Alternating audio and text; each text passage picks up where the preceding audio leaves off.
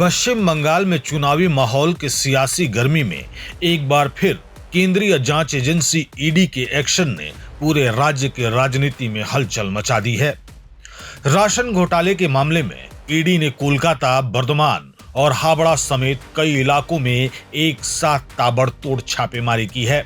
बताया जा रहा है कि कुल 9 ठिकानों पर यह कार्रवाई की गई, जिससे जुड़े लोगों में हड़कंप मच गया। ये पूरा मामला आम लोगों के हक से जुड़ा है, उस राशन से जो गरीबों तक पहुंचना चाहिए था, लेकिन जांच एजेंसियों के मुताबिक इसी सिस्टम में सेंध लगाकर करोड़ों का खेल खेला गया।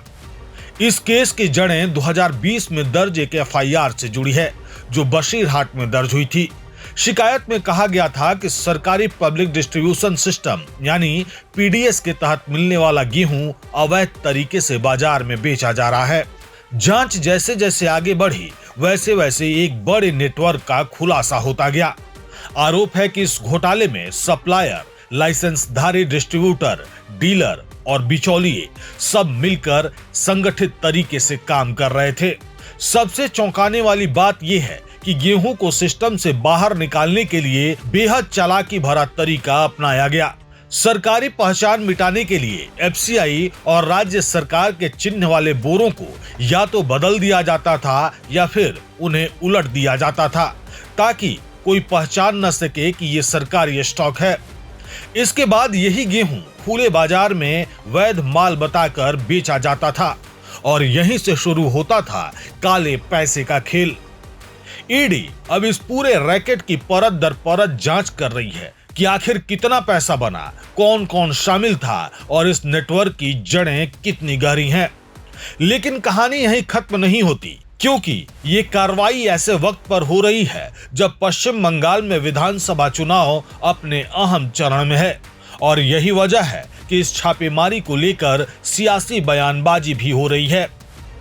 टीएमसी ने आरोप लगाया है कि केंद्र सरकार चुनाव के वक्त एजेंसियों का इस्तेमाल कर राजनीतिक दबाव बनाने की कोशिश कर रही है।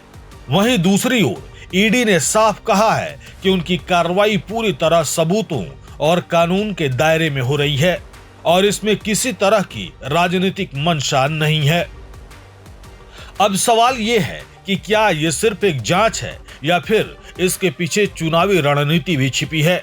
आने वाले दिनों में इस केस से जुड़े और बड़े खुलासे सामने आ सकते हैं, जो न सिर्फ इस घोटाले की सच्चाई को बताएंगे, बल्कि बंगाल की राजनीति की दिशा भी तय करेंगे।